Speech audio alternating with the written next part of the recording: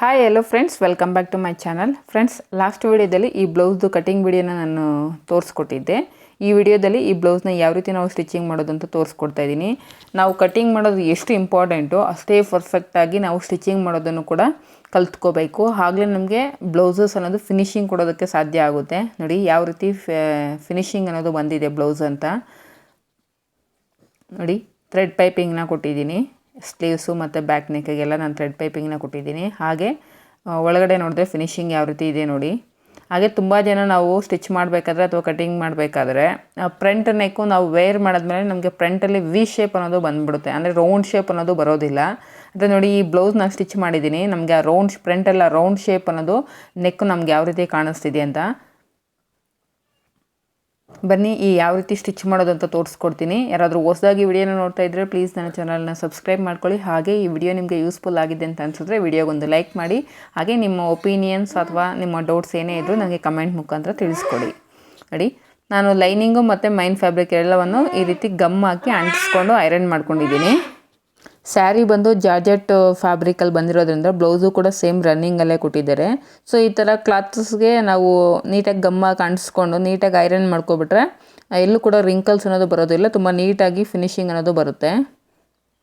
ನೋಡಿ, first back ಪಾರ್ಟಲ್ಲಿ ಈಗ ನಾನು ಡಾಟ್ಸನ್ನು ಸ್ಟಿಚ್ ಮಾಡ್ಕೊತಾ ಇದ್ದೀನಿ. ನೋಡಿ, ಎರಡು ಡಾಟ್ಸು ನಮಗೆ ಈಕ್ವಲ್ ಆಗಿರಬೇಕು. ಸೊ ಅದಕ್ಕೋಸ್ಕರ ಈ ರೀತಿ ಒಂದು ಸೈಡು ನಾವು ಮಾರ್ಕ್ ಮಾಡಿಕೊಂಡು ಅದನ್ನು ಇನ್ನೊಂದು ಸೈಡ್ ಈ ರೀತಿ ಫೋಲ್ಡ್ ಮಾಡಿಕೊಂಡು ಪ್ಲೇಸ್ ಮಾಡ್ಕೊಂಡು ಟ್ಯಾಪ್ ಮಾಡಿದಾಗ ನಮಗೆ ಇನ್ನೊಂದು ಕಡೆ ಕೂಡ ಪ್ರಿಂಟ್ ಅನ್ನೋದು ಬೀಳುತ್ತೆ. ನಾವು ಈಸಿಯಾಗಿ ಡಾಟ್ಸನ್ನು ಸ್ಟಿಚ್ ಮಾಡ್ಕೋಬೋದು. ಇದು ಜಾರ್ಜೆಟ್ ಕ್ಲಾತ್ ಆಗಿರೋದ್ರಿಂದ ನೋಡಿ, ಡಾಟ್ಸನ್ನು ಸ್ಟಿಚ್ ಮಾಡೋದಕ್ಕಿಂತ ಮೊದಲು ಫಸ್ಟು ಸೆಂಟರಲ್ಲಿ ನಾವು ಈ ರೀತಿ ಒಂದು ರಪ್ಪು ಸ್ಟಿಚ್ಚನ್ನು ಹಾಕ್ಕೋಬೇಕು. ಆನಂತರ ನಾವು ಈ ರೀತಿ ಫೋಲ್ಡ್ ಮಾಡಿಕೊಂಡು ಡಾಟ್ಸನ್ನು ಸ್ಟಿಚ್ ಮಾಡ್ಕೋಬೇಕು. ಯಾಕಂದರೆ ಡೈರೆಕ್ಟಾಗಿ ನಾವು ಡಾಟ್ಸನ್ನು ಸ್ಟಿಚ್ ಮಾಡೋಕ್ಕೆ ಹೋದಾಗ ಒಂದೊಂದು ಸಲ ಮೈನ್ ಫ್ಯಾಬ್ರಿಕ್ಕು ತುಂಬ ಅಂದರೆ ಡಾಟ್ಸ್ ಒಳಗಡೆ ಸೇರಿರೋದಿಲ್ಲ, ಜಾರೋಗಿರುತ್ತೆ. ಸೊ ಅದಕ್ಕೋಸ್ಕರ ಈ ರೀತಿ ಒಂದು ಸ್ಟಿಚ್ಚನ್ನು ಹಾಕ್ಕೊಂಡು ನೀವು ಜಾರ್ಜೆಟ್ ಫ್ಯಾಬ್ರಿಕ್ ಬ್ಲೌಸಸ್ನ ಸ್ಟಿಚ್ ಮಾಡ್ತಿದ್ದಾಗ ಈ ರೀತಿ ಡಾಟ್ಸನ್ನು ಸ್ಟಿಚ್ ಮಾಡಬೇಕಾಗುತ್ತೆ. ಹಾಗೆ ಡಾಟ್ಸನ್ನು ಎಂಡ್ ಮಾಡುವಾಗ ಪಾಯಿಂಟೆಡ್ ಬರದೇ ಇರೋ ಥರ ನೋಡ್ಕೊಳ್ಳಿ. ಅಂದರೆ ನಾವು ಡಾಟ್ಸನ್ನು ಸ್ಟಿಚ್ ಮಾಡಿದ್ರೂ ನಮಗೆ ಅಲ್ಲಿ ಡಾಟ್ ಸ್ಟಿಚ್ ಮಾಡಿದ್ದೀವಿ ಅಂತ ಕಾಣಿಸ್ಬಾರ್ದು. ಆ ರೀತಿ ನಾವು ಸ್ಟಿಚ್ಚನ್ನು ಹಾಕ್ಕೋಬೇಕು. ಕೆಳಗಡೆ ಪಟ್ಟಿನ ಕೊಡೋದಕ್ಕೆ ನೋಡಿ, ಉಳಿದಿರೋಂಥ ಲೈನಿಂಗ್ ಪೀಸನ್ನು ತೊಗೊಂಡು ಇಲ್ಲಿ 1.5 ಇಂಚ್ ಇರೋ ಥರ ನಾವು ಈ ರೀತಿ ಕಟ್ ಮಾಡ್ಕೋಬೇಕು. 1.5 ಇಂಚ್ ಇದ್ದರೆ ಸಾಕು. ಈ ಪೀಸಸ್ನ ನಾನೀಗ ಜಾಯಿನ್ ಮಾಡ್ಕೊತಾ ಇದ್ದೀನಿ. ನೋಡಿ, ನಮಗೆ ವಿಡ್ತ್ ಎಷ್ಟು ಬೇಕಾಗುತ್ತೋ ಚೆಕ್ ಮಾಡಿಕೊಂಡು ನಮಗೆ ಎಷ್ಟು ವಿಡ್ತ್ ಬೇಕಾಗುತ್ತೋ ಅಷ್ಟನ್ನು ಕಟ್ ಮಾಡಿಕೊಂಡು ಈ ರೀತಿ ಪೀಸಸ್ನ ಜಾಯಿನ್ ಮಾಡಿಕೊಂಡು ಕೆಳಗಡೆ ಬ್ಯಾಕ್ ಪಾರ್ಟಲ್ಲಿ ನಾವು ಪಟ್ಟಿನ ಕೊಡಬೇಕಾಗುತ್ತೆ. ತುಂಬ ಜನ ಲೈನಿಂಗ್ ಮೇಲೆ ಮೈನ್ ಫ್ಯಾಬ್ರಿಕನ್ನು ಇಟ್ಟು ಉಲ್ಟಾ ಮಾಡಿಬಿಟ್ಟು ಸ್ಟಿಚ್ ಮಾಡಿಬಿಡ್ತಾರೆ. ಫಿನಿಶಿಂಗ್ ಚೆನ್ನಾಗಿ ಬರಬೇಕು ಅಂದರೆ ಕಂಪಲ್ಸರಿ ನೀವು ಈ ರೀತಿ ಪಟ್ಟಿನ ಕೊಟ್ಕೊಳ್ಳಿ, ಚೆನ್ನಾಗಿರುತ್ತೆ. ನೋಡಿ, ನನಗೆ 1.5 ಇಂಚಿಗಿಂತ ಜಾಸ್ತಿ ಎಕ್ಸ್ಟ್ರಾ ಇರೋದ್ರಿಂದ ಈ ರೀತಿ ಟ್ರಿಮ್ ಮಾಡ್ಕೊತಾ ಇದ್ದೀನಿ. ಈಗ ಒಂದು ಸೈಡು 1/4 ಇಂಚ್ ಆಗೋ ಥರ ಫೋಲ್ಡ್ ಮಾಡ್ಕೋಬೇಕು. ಈ ರೀತಿ ಫೋಲ್ಡ್ ಮಾಡ್ಕೊತಾ ಇದ್ದೀನಿ ಒಂದು ಸೈಡು.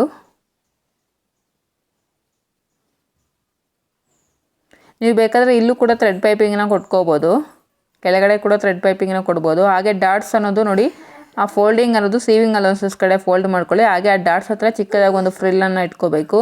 ನಾವೇನು 1/2 ಇಂಚ್ ಮಾರ್ಜಿನನ್ನು ಮಾರ್ಕ್ ಮಾಡ್ಕೊಂಡಿರ್ತೀವೋ 1/2 ಇಂಚ್ ಮಾರ್ಜಿನ್ಗೆ ನಾವು ಈಗ ಸ್ಟಿಚನ್ನು ಹಾಕ್ಕೊತ ಹೋಗಬೇಕು. ನೋಡಿ, ಈ ಕಡೆ ಡಾಟ್ ಹತ್ರ ಬಂದಾಗೂ ನಾವು ಒಂದು ಸಣ್ಣದಾಗಿ ಒಂದು ಫ್ರಿಲ್ಲನ್ನು ಇಟ್ಕೋಬೇಕು.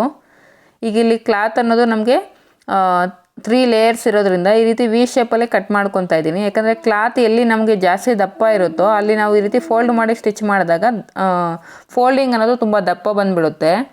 ಸೊ ಕ್ಲಾತ್ ನಮಗೆ ಲೇಯರ್ಸ್ ಜಾಸ್ತಿ ಆದಷ್ಟು ನಾವು ಈ ರೀತಿ ವಿ ಕಟ್ಟಲ್ಲಿ ಎಕ್ಸಸ್ ಇರೋವಂಥ ಫ್ಯಾಬ್ರಿಕ್ನ ಟ್ರಿಮ್ ಮಾಡ್ಕೊಬಿಟ್ರೆ ನಮಗೆ ಫಿನಿಶಿಂಗ್ ಅನ್ನೋದು ನೀಟಾಗಿ ಬರುತ್ತೆ. ಕ್ಲಾತ್ ಅನ್ನೋದು ಒಳಗಡೆ ಜಾಸ್ತಿ ಮಾರ್ಜಿನ್ ಅನ್ನೋದು ಒಳಗಡೆ ಜಾಸ್ತಿ ಫೋಲ್ಡ್ ಆದಷ್ಟು ನಮಗೆ ಫಿನಿಶಿಂಗ್ ಅನ್ನೋದು ನೀಟಾಗಿ ಬರೋದಿಲ್ಲ. ಸೊ ಅದಕ್ಕೋಸ್ಕರ ಎಲ್ಲೆಲ್ಲಿ ನಮಗೆ ಕ್ಲಾತ್ ಲೇಯರ್ಸ್ ಜಾಸ್ತಿ ಇದ್ದಾಗ ನಾವು ಈ ರೀತಿ ವಿ ಕಟ್ಟಲ್ಲಿ ಕಟ್ ಮಾಡ್ಕೊಬಿಡಬೇಕು. ನೋಡಿ, ಬ್ಯಾಕ್ ಪಾರ್ಟು ಈಗ ರೆಡಿ ಆಯಿತು. ನೋಡಿ, ಈ ರೀತಿ ಫೋಲ್ಡ್ ಮಾಡಿಕೊಂಡು 2 ಸೈಡ್ ಸೀಮ್ ಅಲೌನ್ಸಸ್ಸು ಈಕ್ವಲ್ ಆಗಿದೆಯಲ್ಲ ಅಂತ ಚೆಕ್ ಮಾಡ್ಕೊಂಡು ಒಂದು ವೇಳೆ ಹೆಚ್ಚು ಕಡಿಮೆ ಇದ್ದರೆ ಈಗಲೇ ನೀವು ಟ್ರಿಮ್ ಮಾಡ್ಕೊಬಿಡಿ ಈಕ್ವಲ್ ಆಗಿ. ಈಗ ಫ್ರಂಟ್ ಪಾರ್ಟಲ್ಲಿ ಡಾಟ್ಸನ್ನು ಯಾವ ರೀತಿ ನಾವು ಸ್ಟಿಚ್ ಮಾಡೋದಂತ ತೋರಿಸ್ಕೊಡ್ತಾ ಇದ್ದೀನಿ. ನೋಡಿ, ಫ್ರಂಟ್ ಪಾರ್ಟಲ್ಲಿ ಡಾಟ್ಸನ್ನು ಸ್ಟಿಚ್ ಮಾಡಬೇಕಂದ್ರೂ ಅಷ್ಟೇ. ನೋಡಿ, ಫಸ್ಟು ಡಾಟ್ಸು ಸೆಂಟರಲ್ಲಿ ನಾವು ಈ ರೀತಿ ಸ್ಟಿಚ್ಚನ್ನು ಹಾಕ್ಕೋಬೇಕು.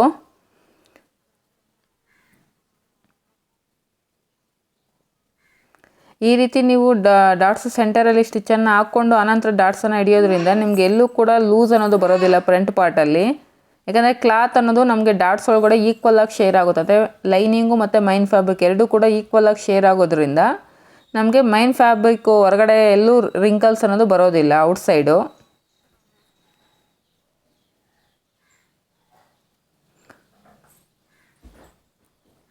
ನೋಡಿ, ಎರಡು ಪಾರ್ಟ್ಸ್ಗೂ ನಾನು ಈ ರೀತಿ ಸೆಂಟರಲ್ಲಿ ಡಾಟ್ಸ್ ಹತ್ರ ಸ್ಟಿಚ್ ಮಾಡ್ಕೊಂಡಿದ್ದೀನಿ. ಈಗ ನಾವು ಫೋಲ್ಡ್ ಮಾಡಿಕೊಂಡು ಡಾಟ್ಸನ್ನು ಸ್ಟಿಚ್ ಮಾಡ್ಕೊತ ಹೋಗಬೇಕು. ಡಾಟ್ಸ್ ಎಲ್ಲಿದೆಯೋ ಅಲ್ಲೆಲ್ಲ ಈ ರೀತಿ ಟಕ್ಸನ್ನು ಇಟ್ಕೊಳ್ಳಿ. ನೋಡಿ, ಈಗ ಮೈನ್ ಡಾಟನ್ನು ಸ್ಟಿಚ್ ಮಾಡುವಾಗ ನಾವೇನು ಟ್ರಯಾಂಗಲ್ ಶೇಪ್ ಇರುತ್ತಲ್ವ ಅದನ್ನು ನೋಡಿ ಈ ರೀತಿ ಸ್ವಲ್ಪ ನಾವು ಕ್ರಾಸಾಗಿ ಮಾರ್ಕ್ ಮಾಡಿಕೊಂಡು ಸ್ಟಿಚ್ಚನ್ನು ಹಾಕ್ಕೋಬೇಕು. ಟ್ರಯಾಂಗಲ್ ಶೇಪಲ್ಲಿ ಸ್ಟಿಚ್ ಹಾಕ್ಕೋಬಾರ್ದು ಮೈನ್ ಡಾಟನ್ನು. ನೋಡಿ, ಈ ರೀತಿ ಕ್ರಾಸಾಗಿ ಸ್ಟಿಚ್ ಹಾಕ್ಕೊಂಡಾಗ ನಮಗೆ ಎಲ್ಲೂ ಕೂಡ ಪಾಯಿಂಟೆಡ್ ಅನ್ನೋದು ಬರೋದಿಲ್ಲ. ಡಾಟ್ ಅನ್ನೋದು ತುಂಬ ನೀಟಾಗಿ ಫಿನಿಶಿಂಗ್ ಅನ್ನೋದು ಬರುತ್ತೆ. ನಾವೇನು ಮಾರ್ಕ್ ಮಾಡ್ಕೊಂಡಿದ್ದೀವೋ ಡಾಟ್ಸು ಸೇಮ್ ಅದೇ ಮಾರ್ಜಿನ್ಗೆ ನಾವು ಈಗ ಸ್ಟಿಚ್ಚನ್ನು ಹಾಕ್ಕೋಬೇಕು ಎಲ್ಲ ಡಾಟ್ಸನ್ನು.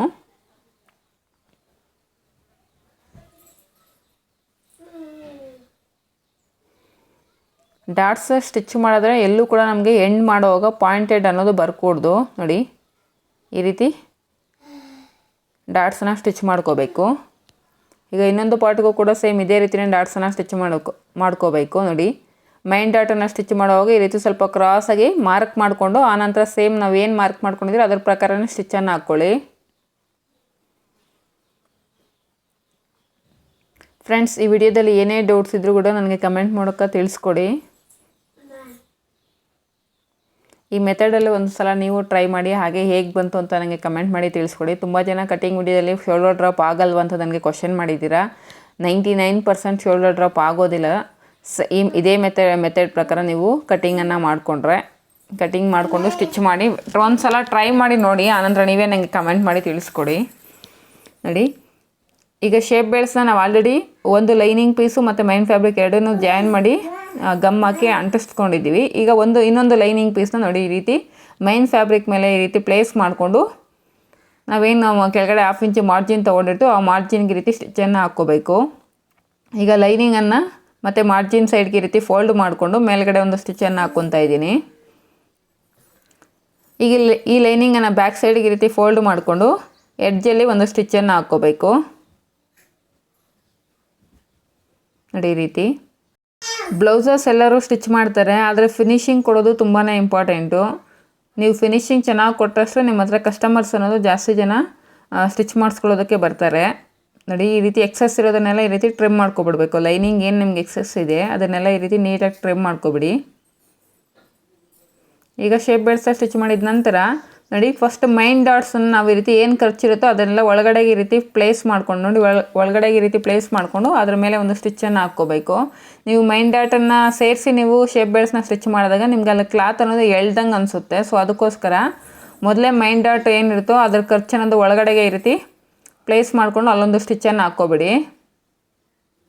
ನೋಡಿ, ಈ ರೀತಿ ಈಗ ಶೇಪ್ ಬೇಲ್ಸ್ನ ಸ್ಟಿಚ್ ಮಾಡ್ಕೊಂಡು ಹೋಗಬೇಕು.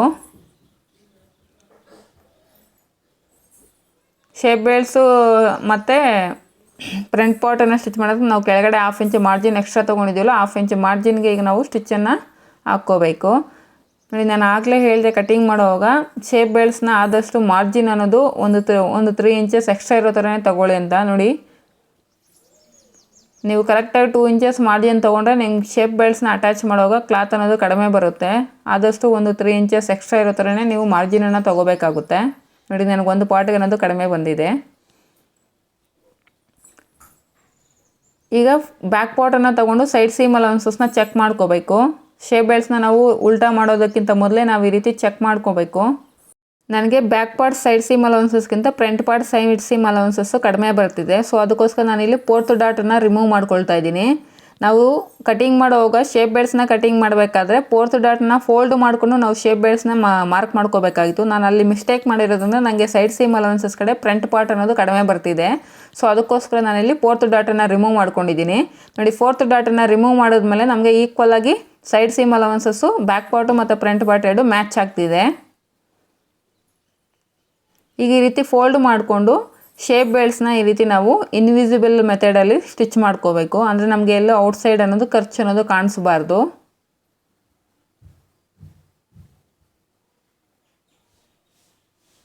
ನೀವು ಆಗಲೇ ಏನು ಹಾಫ್ ಇಂಚ್ ಮಾರ್ಜಿನ್ಗೆ ಸ್ಟಿಚ್ ಮಾಡಿರ್ತೀರೋ ಈಗಲೂ ಕೂಡ ಸೇಮ್ ಮಾರ್ಜಿನ್ಗೆ ನೀವು ಈ ರೀತಿ ಸ್ಟಿಚ್ಚನ್ನು ಹಾಕ್ಕೋಬೇಕು.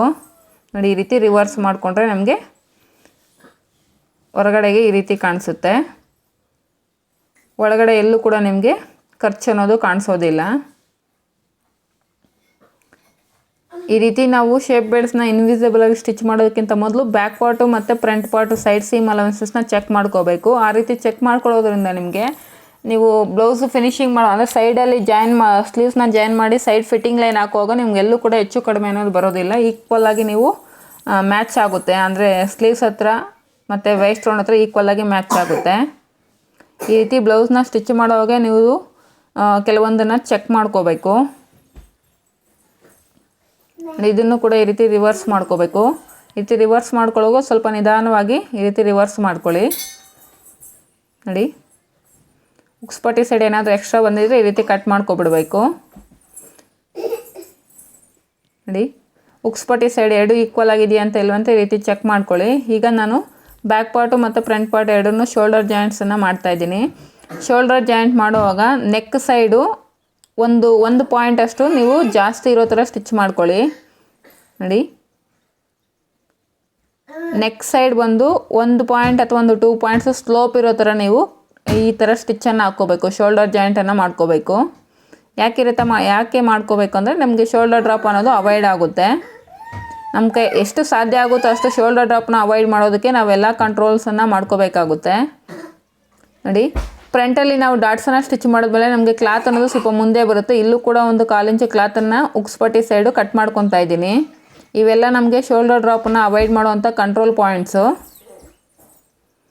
ಡಾಟು ಸ್ಟಿಚ್ ಮಾಡಿದ ನಂತರ ನಮಗೆ ಫ್ರಂಟಲ್ಲಿ ಉಕ್ಸ್ಪಟ್ಟಿ ಮತ್ತು ಐಪಟ್ಟಿ ಮಧ್ಯೆ ನಮಗೆ ಕ್ಲಾತ್ ಅನ್ನೋದು ಸ್ವಲ್ಪ ಮುಂದೆ ಬರುತ್ತೆ. ಅಲ್ಲಿ ನೀವು 1/4 ಇಂಚಿಗೆ ಟ್ರಿಮ್ ಮಾಡ್ಕೊಳ್ಳೋದ್ರಿಂದ ಇದು ಕೂಡ ನಿಮಗೆ ಶೋಲ್ಡರ್ ಡ್ರಾಪ್ ಆಗದೆ ಇರೋ ಥರ ಅವಾಯ್ಡ್ ಮಾಡುತ್ತೆ.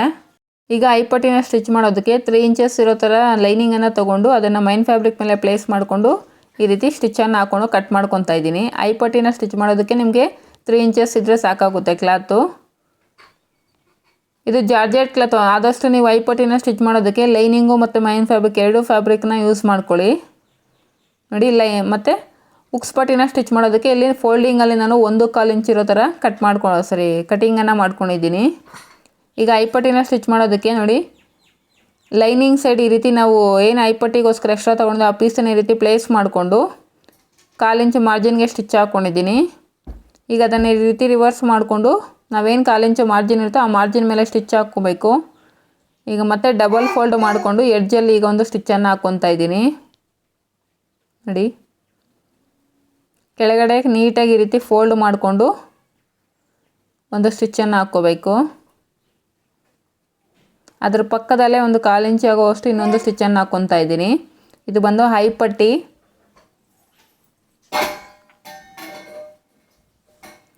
ಉಕ್ಸ್ಪಟ್ಟಿನ ಸ್ಟಿಚ್ ಮಾಡೋದಕ್ಕೆ ಮೈನ್ ಫ್ಯಾಬ್ರಿಕ್ ಮೇಲೆ ನಾವು ಲೈನಿಂಗನ್ನು ಪ್ಲೇಸ್ ಮಾಡಿಕೊಂಡು ಸ್ಟಿಚ್ಚನ್ನು ಹಾಕ್ಕೋಬೇಕು. ನೋಡಿ, ನಾವೆಲ್ಲಿ ಡಾಟ್ಸನ್ನು ಇಟ್ಟಿರ್ತೀವೋ ಆ ಡಾಟ್ಸ್ ಹತ್ರ ಚಿಕ್ಕದಾಗಿ ಒಂದು ಫ್ರಿಲ್ಲನ್ನು ಇಟ್ಕೋಬೇಕು. ಉಕ್ಸ್ಪಟ್ಟಿನ ಸ್ಟಿಚ್ ಮಾಡಬೇಕಾದ್ರೆ ಈ ಡಾಟನ್ನು ಇಟ್ಕೊಂಡು ಸ್ಟಿಚ್ ಮಾಡೋದು ಮರ್ತೋಗ್ಬೇಡಿ. ಫಿನಿಶಿಂಗ್ ತುಂಬಾ ನೀಟಾಗಿ ಬರುತ್ತೆ. ಕೆಳಗಡೆ 1/2 ಇಂಚ್ ಮಾರ್ಜಿನ್ ಇಟ್ಕೊಂಡು ಎಕ್ಸಸ್ ಇರೋದನ್ನು ಟ್ರಿಮ್ ಮಾಡಿಕೊಂಡು ಅದನ್ನು ನೀಟಾಗಿ ರೀತಿ ಫೋಲ್ಡ್ ಮಾಡಿಕೊಂಡು ಸ್ಟಿಚ್ಚನ್ನು ಹಾಕ್ಕೋಬೇಕು.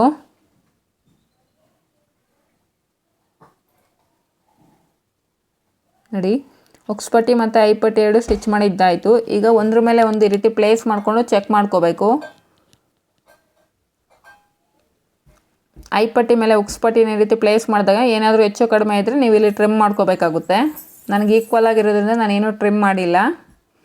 ಈಗ ಸ್ಲೀವ್ಸನ್ನು ಜಾಯಿನ್ ಮಾಡ್ಕೊಳ್ತಾ ಇದ್ದೀನಿ, ಲೈನಿಂಗು ಮತ್ತು ಮೈನ್ ಫ್ಯಾಬ್ರಿಕನ್ನು. ನೋಡಿ, ಈ ರೀತಿ ಸ್ಲೀವ್ಸ್ನ ಜಾಯಿನ್ ಮಾಡ್ಕೊಳಕ್ಕೆ ಹೋದಾಗ ನಮಗೆ ಮೈನ್ ಫ್ಯಾಬ್ರಿಕ್ ಅನ್ನೋದು ಶಾರ್ಟೇಜ್ ಇದೆ. ಸೊ ಈಗ ನಾವು ಸ್ಲೀವ್ಸ್ಗೆ ಸೈಡಲ್ಲಿ ನಾವು ಈಗ ಪೀಸಸ್ನ ಜಾಯಿನ್ ಮಾಡಬೇಕು. ನೋಡಿ, ಈ ರೀತಿ ಕಟ್ ಮಾಡಿಕೊಂಡು ಮೈನ್ ಫ್ಯಾಬ್ರಿಕ್ ಬ್ಲೌಸ್ ಪೀಸಸ್ ಏನೇ ನಮ್ಗೆ ಉಳಿದಿರುತ್ತೋ ಆ ಪೀಸಸ್ನಲ್ಲಿ ನಮ್ಗೆ ಎಷ್ಟು ಬೇಕಾಗುತ್ತೋ ಅಷ್ಟು ಬಿಡ್ತು ಮತ್ತು ಲೆಂತ್ ಇರೋ ಥರ ಕಟ್ ಮಾಡಿಕೊಂಡು ಈ ರೀತಿ ನಾವು 1/2 ಇಂಚ್ ಮಾರ್ಜಿನಿಗೆ ಸ್ಲೀವ್ಸ್ಗೆ ಸೈಡ್ ಜಾಯಿಂಟ್ಸನ್ನು ಮಾಡ್ಕೋಬೇಕು. ನಮಗೆ ಸಫಿಷಿಯೆಂಟಾಗಿ ಬ್ಲೌಸ್ ಪೀಸು ಕೊಟ್ಟಿದ್ದರೆ ನಮಗೆ ಈ ರೀತಿ ಪೀಸಸ್ನ ಜಾಯಿನ್ ಮಾಡೋ ಅವಶ್ಯಕತೆ ಇರೋದಿಲ್ಲ. ಒಂದು ವೇಳೆ ಬ್ಲೌಸ್ ಪೀಸ್ ನಮಗೆ ಕಡಿಮೆ ಬಂದಿದ್ದಾಗ ನಾವು ಈ ರೀತಿ ಸ್ಲೀವ್ಸ್ಗೆ ಸೈಡ್ ಜಾಯಿಂಟ್ಸನ್ನು ಮಾಡ್ಕೋಬೇಕಾಗುತ್ತೆ. ನೋಡಿ, ಒಂದು ಸೈಡ್ ಮಾಡಿದ್ದೀನಿ. ಈಗ ಇನ್ನೊಂದು ಸೈಡ್ ಕೂಡ ಇದೇ ರೀತಿ ನಾನು ಅಟ್ಯಾಚ್ ಮಾಡ್ಕೋತಾ ಇದ್ದೀನಿ. ಇದೇ ರೀತಿ ಇನ್ನೊಂದು ಸ್ಲೀವ್ಸ್ನ ಕೂಡ ನೀವು ರೆಡಿ ಮಾಡ್ಕೋಬೇಕು. ನಾನಿಲ್ಲಿ ಒಂದು ಸ್ಲೀವ್ಸನ್ನು ಮಾತ್ರ ತೋರಿಸ್ಕೊಡ್ತಾ ಇದ್ದೀನಿ. ವಿಡಿಯೋ ಲೆಂತ್ ಜಾಸ್ತಿ ಆಗುತ್ತೆ ಅಂತ ನಾನು ಒಂದು ಸ್ಲೀವ್ಸನ್ನು ಮಾತ್ರ ತೋರಿಸ್ಕೊಡ್ತಾ ಇದ್ದೀನಿ. ನೋಡಿ, ಈಗ ನಾನಿಲ್ಲಿ ಸ್ಲೀವ್ಸ್ಗೂ ಕೂಡ ಥ್ರೆಡ್ ಪೈಪಿಂಗ್ನ ಸ್ಟಿಚ್ ಮಾಡೋದ್ರಿಂದ ಲೈನಿಂಗು ಮತ್ತು ಮೈನ್ ಫ್ಯಾಬ್ರಿಕ್ ಎರಡನ್ನೂ ಈಕ್ವಲ್ಲಾಗಿ ರಾಂಗ್ ಸೈಡ್ ಈ ರೀತಿ ಲೈನಿಂಗ್ ಪ್ಲೇಸ್ ಮಾಡಿಕೊಂಡು ನೀಟಾಗಿ ಸ್ಟಿಚ್ ಮಾಡ್ಕೊತಾ ಇದ್ದೀನಿ. ಈ ರೀತಿ ಲೈನಿಂಗು ಮತ್ತು ಮೈನ್ ಫ್ಯಾಬ್ರಿಕ್ನ ಸ್ಟಿಚ್ ಮಾಡ್ಕೋವಾಗ ಆದಷ್ಟು ರಿಂಕಲ್ಸ್ ಇಲ್ಲದೆ ಇರೋ ಥರ ಸ್ಟಿಚ್ ಮಾಡ್ಕೊಳ್ಳಿ. ಫ್ಯಾಬ್ರಿಕನ್ನು ನೀಟಾಗಿ ಈ ರೀತಿ ಸರಿಪಡಿಸ್ಕೊಳ್ತಾ ಸ್ಟಿಚ್ಚನ್ನು ಹಾಕ್ಕೋಬೇಕು. ನೋಡಿ, ಎಲ್ಲೂ ಕೂಡ ನಮಗೆ ಮೈನ್ ಫ್ಯಾಬ್ರಿಕ್ ಅನ್ನೋದು ರಿಂಕಲ್ಸ್ ಬರ್ಕೂಡ್ದು. ಆ ರೀತಿ ನೀವು ಸ್ಲೀವ್ಸನ್ನು ಜಾಯಿನ್ ಮಾಡ್ಕೋಬೇಕಾಗುತ್ತೆ, ಲೈನಿಂಗು ಮತ್ತು ಮೈನ್ ಫ್ಯಾಬ್ರಿಕನ್ನು. ನೋಡಿ,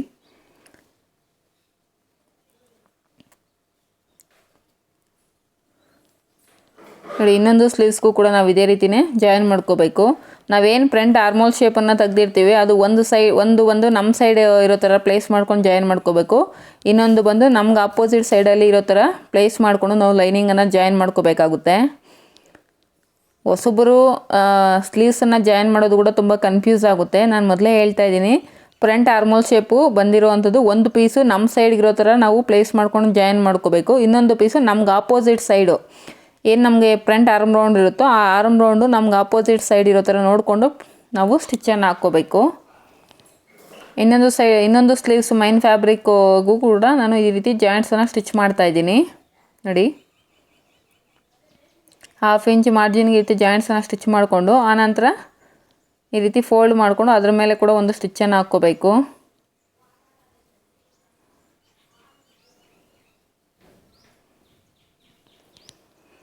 ಈಗ ನೀಟಾಗಿ ಮೈನ್ ಫ್ಯಾಬ್ರಿಕ್ ಮತ್ತು ಲೈನಿಂಗ್ ಎರಡನ್ನೂ ಸೇರಿಸಿ ಜಾಯಿನ್ ಮಾಡ್ಕೊತಾ ಇದ್ದೀನಿ. ಈ ರೀತಿ ಜಾಯಿನ್ ಮಾಡಿಕೊಂಡು ನಮ್ಗೆ ಏನು ಎಕ್ಸೆಸ್ ಮೈನ್ ಫ್ಯಾಬ್ರಿಕ್ ಏನಿದೆಯೋ ಅದೆಲ್ಲವನ್ನು ನೀಟಾಗಿ ಟ್ರಿಮ್ ಮಾಡ್ಕೊಬಿಡಬೇಕು. ನೋಡಿ, ಈ ರೀತಿ ಎಲ್ಲೂ ಕೂಡ ನಮಗೆ ಕ್ಲಾತ್ ಅನ್ನೋದು ರಿಂಕಲ್ಸ್ ಇರಕೂಡ್ದು. ಆ ರೀತಿ ನೀವು ಜಾಯಿನ್ ಮಾಡ್ಕೋಬೇಕಾಗುತ್ತೆ.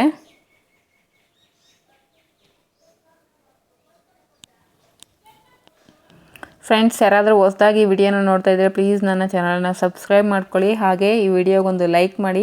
ನಿಮಗೆ ಯೂಸ್ಫುಲ್ ಆಗಿದೆ ಅಂತ ಅನಿಸಿದ್ರೆ ಖಂಡಿತವಾಗ್ಲೂ ವಿಡಿಯೋಗೆ ಲೈಕ್ ಮಾಡೋದನ್ನು ಮರ್ತೋಗ್ಬೇಡಿ. ನೋಡಿ, ಈ ರೀತಿ ಎಕ್ಸಸ್ ಇರೋದನ್ನೆಲ್ಲ ಟ್ರಿಮ್ ಮಾಡ್ಕೋಬೇಕು. ಈಗ ಬ್ಲೌಸ್ಗೆ ನೆಕ್ಗೆ ನಾವು ಪೈಪಿಂಗನ್ನು ಯಾವ ರೀತಿ ಮಾಡೋದು ಅಂತ ತೋರಿಸ್ಕೊಡ್ತೀನಿ. ನಾನು ಆಪೋಸಿಟ್ ಕಲರಲ್ಲಿ ಗೋಲ್ಡು ಟಿಶ್ಯೂ ಫ್ಯಾಬ್ರಿಕಲ್ಲಿ ಪೈಪಿಂಗನ್ನು ರೆಡಿ ಮಾಡಿ ಇಟ್ಕೊಂಡಿದ್ದೀನಿ. ಒಂದು ಸೈಡು ಪೈಪಿಂಗನ್ನು ಪ್ಲೇಸ್ ಮಾಡಿಕೊಂಡು ಒಂದು 1/4 ಇಂಚ್ ಮಾರ್ಜಿನ್ಗೆ ಈ ರೀತಿ ಫೋಲ್ಡ್ ಮಾಡಿಕೊಂಡು ಪೈಪಿಂಗನ್ನು ಸ್ಟಿಚ್ ಮಾಡ್ಕೊಂಡಿದ್ದೀನಿ. ಈಗ ನಾವೇನು 1/2 ಇಂಚ್ ಮಾರ್ಜಿನ್ಗೆ ಪೈಪಿಂಗನ್ನು ಸ್ಟಿಚ್ ಮಾಡ್ಕೊಂಡಿದ್ದೀವೋ ಅದು ಆ ಖರ್ಚು ಅನ್ನೋದು ನಮಗೆ ಮೈನ್ ಫ್ಯಾಬ್ರಿಕ್ ಸೈಡ್ ಬರೋ ಥರ ಪ್ಲೇಸ್ ಮಾಡಿಕೊಂಡು ಈಗ ನೆಕ್ ಸುತ್ತೂರು ನಾವು ಈಗ ಥ್ರೆಡ್ ಪೈಪಿಂಗನ್ನ ಸ್ಟಿಚ್ ಮಾಡ್ಕೋಬೇಕು. ಇನ್ನೂ ಒಂದು ಮೆಥಡಲ್ಲಿ ನಾವು ಥ್ರೆಡ್ ಪೈಪಿಂಗ್ನ ಯಾವ ರೀತಿ ಸ್ಟಿಚ್ ಮಾಡ್ಕೊಳ್ಳೋದು ಅಂತ ನಾನು ನನ್ನ ಚಾನಲಲ್ಲಿ ಅಪ್ಲೋಡ್ ಮಾಡಿದ್ದೀನಿ. ಯಾರಿಗಾದ್ರೂ ಇಂಟ್ರೆಸ್ಟ್ ಇದ್ದರೆ ಒಂದು ಸಲ ಹೋಗಿ ಆ ವಿಡಿಯೋನ ನೋಡಿ. ನೋಡಿ, ಈ ರೀತಿ ಆ ಥ್ರೆಡ್ ಪಕ್ಕದಲ್ಲೇ ಸ್ಟಿಚ್ ಬರೋ ಥರ ನೋಡ್ಕೋಬೇಕು. ಹಾಗೆ ಆ ರೌಂಡ್ ಶೇಪಲ್ಲಿ ನಾವು ಕ್ಲಾತನ್ನು ಕೂಡ ರೌಂಡ್ ಸರ್ಕಲ್ ಶೇಪಲ್ಲಿ ತಿರುಗಿಸ್ಕೋಬೇಕಾಗುತ್ತೆ. ಆಗಲೇ ನಿಮಗೆ ಫಿನಿಶಿಂಗ್ ಅನ್ನೋದು ನೀಟಾಗಿ ಬರುತ್ತೆ. ನೋಡಿ, ಹಿಂದೆಗಡೆ ಒಂದು ಹ್ಯಾಂಡನ್ನು ಬಳಸ್ಕೊಂಡು ಆ ರೌಂಡ್ ಶೇಪ್ ಹತ್ರ ನೀವು ಕ್ಲಾತನ್ನು ನೀಟಾಗಿ ತಿರುಗಿಸ್ಕೋಬೇಕು. ಹಾಗೆ 1/4 ಇಂಚ್ ಮಾರ್ಜಿನ್ ಇರೋ ಥರ ನೋಡ್ಕೊಳ್ಳಿ. ನೋಡಿ, ಈ ರೀತಿ ರೌಂಡಾಗಿ ತಿರುಗಿಸ್ಕೋಬೇಕಾಗುತ್ತೆ.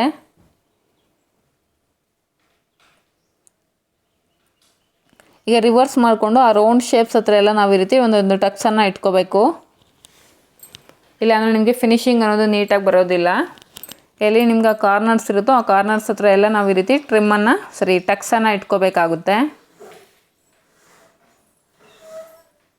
ನೋಡಿ, ಈ ರೀತಿ ಟಕ್ಸನ್ನು ಇಟ್ಕೊಂಡು ಈಗ ಫೋಲ್ಡ್ ಮಾಡ್ಕೋಬೇಕು. ನಾವೇನು 1/4 ಇಂಚ್ ಮಾರ್ಜಿನ್ಗೆ ನೆಕ್ಕನ್ನು ಸ್ಟಿಚ್ ಮಾಡ್ಕೊಂಡಿದ್ದೀವೋ ಆ ಮಾರ್ಜಿನ್ ಕರೆಕ್ಟಾಗಿ ನಾವು ಈಗ ಈ ರೀತಿ ಫೋಲ್ಡ್ ಮಾಡಿಕೊಂಡು ಥ್ರೆಡ್ ಪಕ್ಕದಲ್ಲೇ ಸ್ಟಿಚ್ಚನ್ನು ಹಾಕ್ಕೊತಾ ಇದ್ದೀನಿ.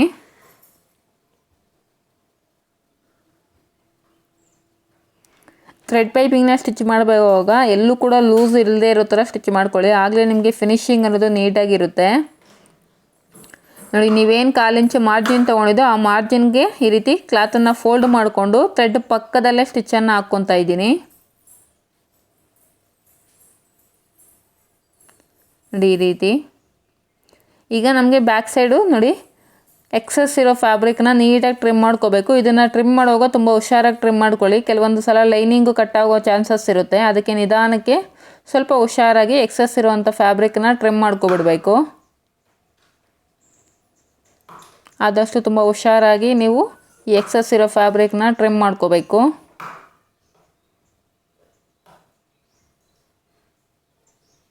ನೋಡಿ,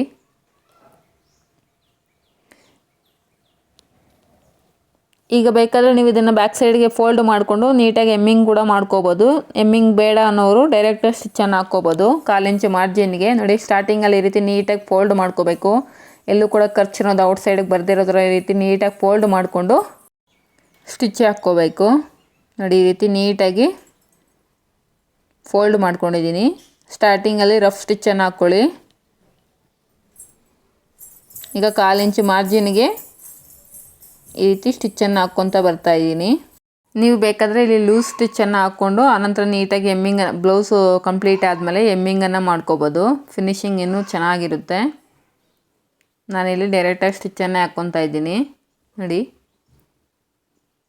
1/4 ಇಂಚ್ ಮಾರ್ಜಿನ್ಗಿರೋ ಥರ ಈ ರೀತಿ ನೀಟಾಗಿ ಸ್ಟಿಚ್ಚನ್ನು ಹಾಕ್ಕೊತಾ ಇದ್ದೀನಿ. ನಮಗೇನಿಲ್ಲ, ನಾವು 1/4 ಇಂಚ್ ಮಾರ್ಜಿನ್ಗೆ ಫೋಲ್ಡ್ ಮಾಡ್ಕೊಂಡಿದ್ದೀವೋ ಆ ಫೋಲ್ಡಿಂಗ್ ಮೇಲೆ ನಮಗೆ ಈ ಸ್ಟಿಚ್ ಅನ್ನೋದು ಬರಬೇಕು. ನೋಡಿ, ಇಲ್ಲೂ ಕೂಡ ನೀಟಾಗಿ ಒಳಗಡೆಗೆ ಈ ರೀತಿ ಖರ್ಚು ಅನ್ನೋದನ್ನು ಫೋಲ್ಡ್ ಮಾಡಿಕೊಂಡು ಸ್ಟಿಚ್ಚನ್ನು ಎಂಡ್ ಮಾಡೋ ಕೂಡ ನಾವಿಲ್ಲಿ ರಫ್ ಸ್ಟಿಚ್ಚನ್ನು ಹಾಕ್ಕೋಬೇಕು. ನೋಡಿ, ಈ ರೀತಿ ನಮಗೆ ಥ್ರೆಡ್ ಪೈಪಿಂಗ್ ಅನ್ನೋದು ರೆಡಿ ಆಗುತ್ತೆ. ಎಷ್ಟು ಸಣ್ಣದಾಗಿ ಬೇಕಂದ್ರೂ ನಾವು ಥ್ರೆಡ್ ಪೈಪಿಂಗ್ನ ರೆಡಿ ಮಾಡ್ಕೋಬೋದು. ನೋಡಿ, ಬ್ಯಾಕ್ ಸೈಡ್ ನಮಗೆ ಈ ರೀತಿ ಫಿನಿಶಿಂಗ್ ಅನ್ನೋದು ಕಾಣಿಸುತ್ತೆ. ಈಗ ಒಂದು ಸಲ ನಾವು ಸೈಡ್ ಸೀಮ್ ಅಲೌನ್ಸಸ್ನ ಚೆಕ್ ಮಾಡ್ಕೋಬೇಕು. ಸ್ಲೀವ್ಸನ್ನು ಜಾಯಿನ್ ಮಾಡೋದಕ್ಕಿಂತ ಮೊದಲು ಈ ರೀತಿ ಬ್ಯಾಕ್ ಪಾರ್ಟ್ ಮೇಲೆ ಫ್ರಂಟ್ ಪಾರ್ಟನ್ನು ಈ ರೀತಿ ಪ್ಲೇಸ್ ಮಾಡಿಕೊಂಡು ಸೈಡ್ ಸೀಮ್ ಅಲೌನ್ಸಸ್ನ ಚೆಕ್ ಮಾಡಿಕೊಂಡು ಆನಂತರ ನಾವು ಸ್ಲೀವ್ಸನ್ನು ಜಾಯಿನ್ ಮಾಡ್ಕೋಬೇಕಾಗುತ್ತೆ. ನೋಡಿ, ಏನಾದರೂ ಎಕ್ಸಸ್ ಇದ್ದರೆ ನೀಟಾಗಿ ಈ ರೀತಿ ಟ್ರಿಮ್ ಮಾಡ್ಕೊಬಿಡಬೇಕು. ಸೈಡ್ ಸೀಮ್ ಅಲೌನ್ಸಸ್ ಅಂದರೆ ಫ್ರಂಟು ಮತ್ತು ಬ್ಯಾಕ್ ಸೈಡ್ ಎರಡೂ ಕೂಡ ಈಕ್ವಲ್ ಆಗಿರಬೇಕು. ಈಗ ಸ್ಲೀವ್ಸನ್ನು ಯಾವ ರೀತಿ ಜಾಯಿನ್ ಮಾಡ್ಕೊಳ್ಳೋದು ಅಂತ ನೋಡ್ಕೊಳ್ಳಿ. ಸ್ಲೀವ್ಸ್ಗೂ ಕೂಡ ನಾನು ಸೇಮ್ ನೆಕ್ಗೆ ಯಾವ ರೀತಿ ನಾವು ಪೈಪಿಂಗನ್ನು ಅಟ್ಯಾಚ್ ಮಾಡೋದು ಅದೇ ರೀತಿ ನಾನು ಪೈಪಿಂಗನ್ನು ಅಟ್ಯಾಚ್ ಮಾಡಿದ್ದೀನಿ. ನೋಡಿ, ಈ ರೀತಿ ಚೆಕ್ ಮಾಡ್ಕೋಬೇಕು. ಶೋಲ್ಡರ್ ಪಾಯಿಂಟ್, ಮಿಡ್ ಪಾಯಿಂಟ್ ಹತ್ರದಿಂದ ಈ ರೀತಿ ಚೆಕ್ ಮಾಡಿಕೊಂಡು ನಾವೇನು ಫ್ರಂಟ್ ಆರ್ಮೋಲ್ ಶೇಪ್ ತೆಗೆದಿರ್ತೀವೋ ಅದು ಫ್ರಂಟ್ ಸೈಡ್ಗೆ ಬರೋ ಥರನೇ ಸ್ಲೀವ್ಸನ್ನು ನಾವು ಸ್ಟಿಚ್ ಮಾಡ್ಕೋಬೇಕಾಗುತ್ತೆ. 1/2 ಇಂಚ್ ಮಾರ್ಜಿನ್ ನಾವೇನು ಕೊಟ್ಟಿರ್ತೀವೋ ಸ್ಲೀವ್ಸ್ ಜಾಯಿನ್ ಮಾಡೋದಕ್ಕೆ ಆ ಮಾರ್ಜಿನ್ಗೆ ನಾವು ಈ ರೀತಿ ಸ್ಲೀವ್ಸನ್ನು ಜಾಯಿನ್ ಮಾಡ್ಕೊತ ಬರಬೇಕು. ಸ್ಲೀವ್ಸನ್ನು ಜಾಯಿನ್ ಮಾಡೋದು ಯಾವುದೇ ಕಾರಣಕ್ಕೂ ಸ್ಲೀವ್ಸನ್ನು ಎಳೆದು ಈ ರೀತಿ ಜಾಯಿನ್ ಮಾಡ್ಕೋಬಾರ್ದು ಆದಷ್ಟು. ಯಾಕಂದರೆ ಅದು ಕ್ರಾಸಲ್ಲಿ ಇರೋದ್ರಿಂದ ನೀವು ಎಳೆದಷ್ಟು ಅದು ಕ್ಲಾತ್ ಅನ್ನೋದು ಜಗ್ಗುತ್ತೆ. ಸೊ ಅದಕ್ಕೋಸ್ಕರ ಒಂದ್ರ ಮೇಲೆ ಒಂದು ಈ ರೀತಿ ನೀಟಾಗಿ ಪ್ಲೇಸ್ ಮಾಡಿಕೊಂಡು ನೀವು ಜಾಯಿನ್ ಮಾಡ್ಕೋಬೇಕೇ ಹೊರತು ಕ್ಲಾತನ್ನು ಎಳೆದು ಜಾಯಿನ್ ಮಾಡಬಾರ್ದು. ನೋಡಿ, ಈ ರೀತಿ ನೀಟಾಗಿ ಸ್ಲೀವ್ಸನ್ನು ಜಾಯಿನ್ ಮಾಡ್ಕೋಬೇಕು. ನೀವು ಕಂಪಲ್ಸರಿ ಡಬಲ್ ಸ್ಟಿಚ್ಚನ್ನು ಹಾಕ್ಕೊಳ್ಳಿ. ನೋಡಿ, ನನಗೊಂದು ಸೈಡು ಒಂದು 1/4 ಇಂಚಷ್ಟು ಕ್ಲಾತ್ ಎಕ್ಸ್ಟ್ರಾ ಬಂದಿರೋದನ್ನು ನಾನು ಈ ರೀತಿ ಟ್ರಿಮ್ ಮಾಡ್ಕೊಬಿಡ್ತಾ ಇದ್ದೀನಿ.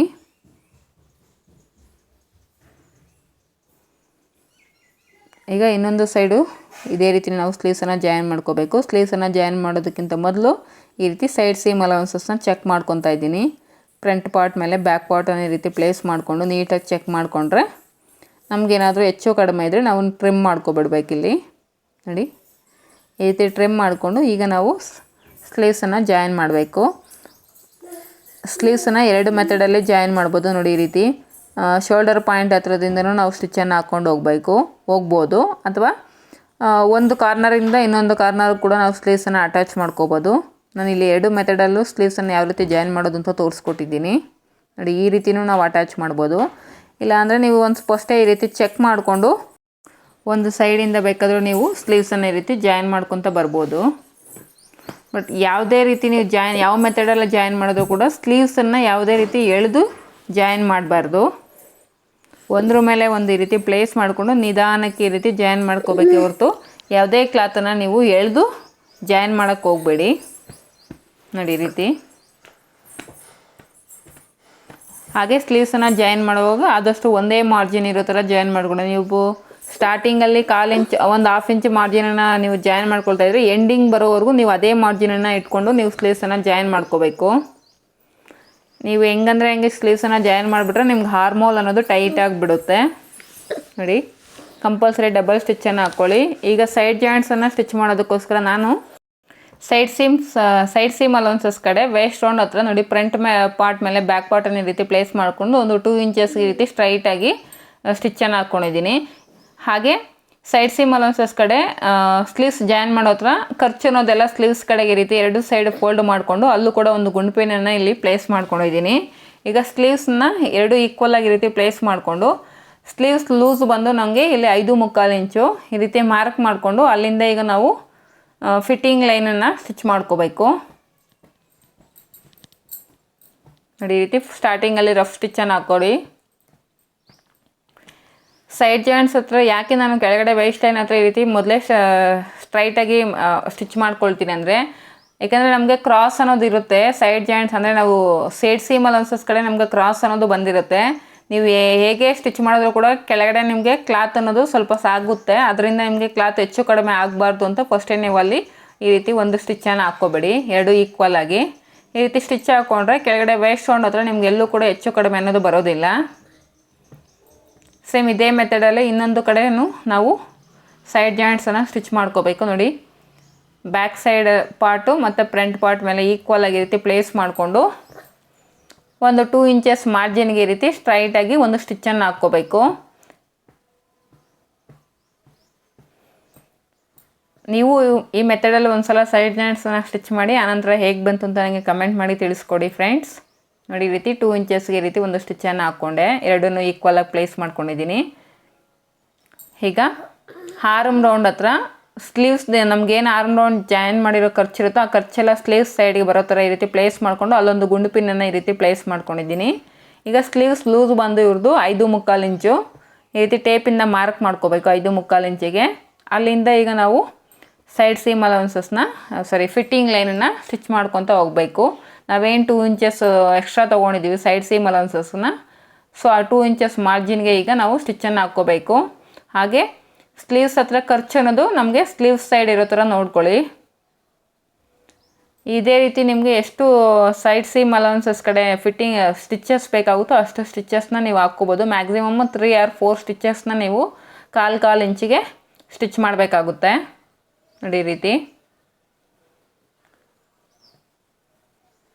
ನೋಡಿ ಸ್ಟಿಚ್ ಮಾಡಿದ್ದಾಯಿತು. ಫೈನಲಾಗಿ ಬ್ಲೌಸ್ ಅನ್ನೋದು ರೆಡಿ ಆಯಿತು. ಯಾವ ರೀತಿ ಬಂದಿದೆ ಅಂತ ನೋಡಿ. ಬ್ಲೌಸು ಸ್ಟಿಚ್ ಮಾಡೋದು ಇಂಪಾರ್ಟೆಂಟ್ ಅಲ್ಲ, ಫಿನಿಶಿಂಗ್ ಕೊಡೋದು ತುಂಬಾ ಇಂಪಾರ್ಟೆಂಟು. ಪ್ರತಿಯೊಂದು ಪಾಯಿಂಟಲ್ಲೂ ಕೂಡ ನಾವು ನೀಟಾಗಿ ಫಿನಿಶಿಂಗ್ ಕೊಡಬೇಕು. ಆಗಲೇ ನಮಗೆ ಕಸ್ಟಮರ್ಸ್ ಅನ್ನೋದು ತುಂಬ ಇಷ್ಟಪಟ್ಟು ನಮ್ಮ ಹತ್ರ ಬ್ಲೌಸಸ್ನ ಹೊಲಿಸ್ಕೊಳ್ತಾರೆ. ಈ ವಿಡಿಯೋ ನಿಮಗೆ ಯೂಸ್ಫುಲ್ ಆಗಿದೆ ಅಂತ ಅಂದ್ಕೊಳ್ತೀನಿ. ವಿಡಿಯೋ ಯೂಸ್ಫುಲ್ ಆಗಿದ್ದರೆ ವಿಡಿಯೋಗೊಂದು ಲೈಕ್ ಮಾಡಿ. ಹಾಗೆ ಈ ವಿಡಿಯೋದಲ್ಲಿ ಏನೇ ಡೌಟ್ಸ್ ಇದ್ದರೂ ಕೂಡ ನನಗೆ ಕಮೆಂಟ್ ಮುಖಾಂತರ ತಿಳಿಸ್ಕೊಡಿ. ಈ ವಿಡಿಯೋ ನೋಡಿದ್ದಕ್ಕೆ ಎಲ್ಲರಿಗೂ ಧನ್ಯವಾದಗಳು.